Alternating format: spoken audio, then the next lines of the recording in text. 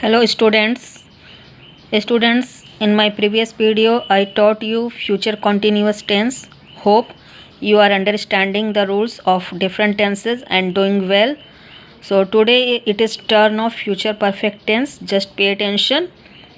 This tense is used to describe an action which will be completed at some point of time in the future. It means any work that will be started in future will be completed in a period of time, in a certain period of time, or after some time, but they will be completed.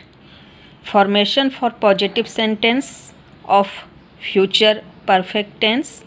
First of all, subject, then shall have. With shall or will we have to add have with all the numbers, whether they are singular and plural. So shall have, will have, then past participle means third form of the verb, then other words. So first example is we shall have gone to school.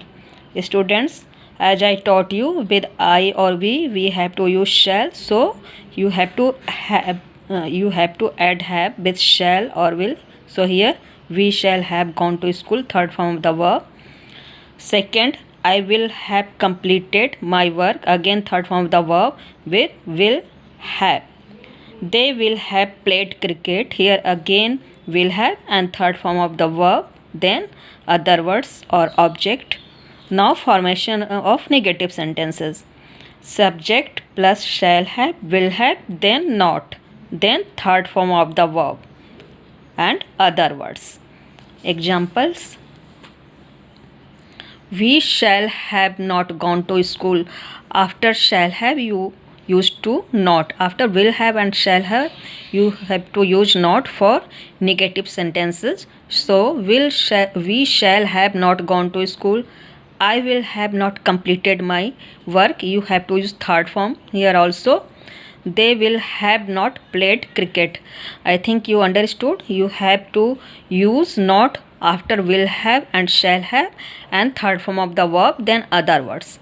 Now interrogative of future perfect. Shall or will, then subject, then have, then past participle and other words.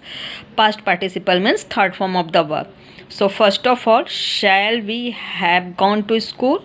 Here first of all shall, then shall or will, then subject, then have, then third form of the verb, then other words and question marks.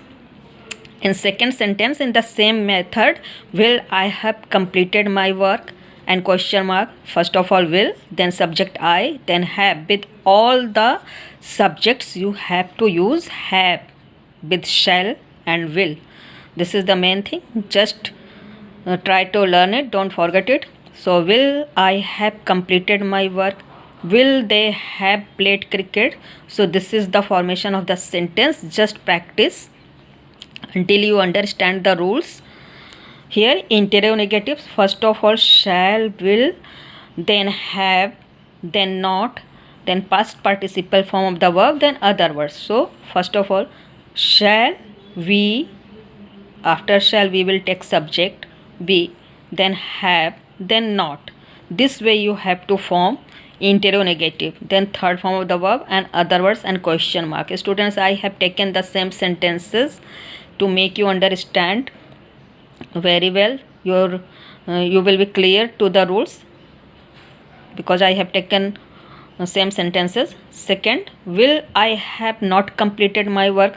So here it is very easy. Here you have used in interrogative will I have. Here you have to just add not for interrogative. You can see, will I have not completed my work?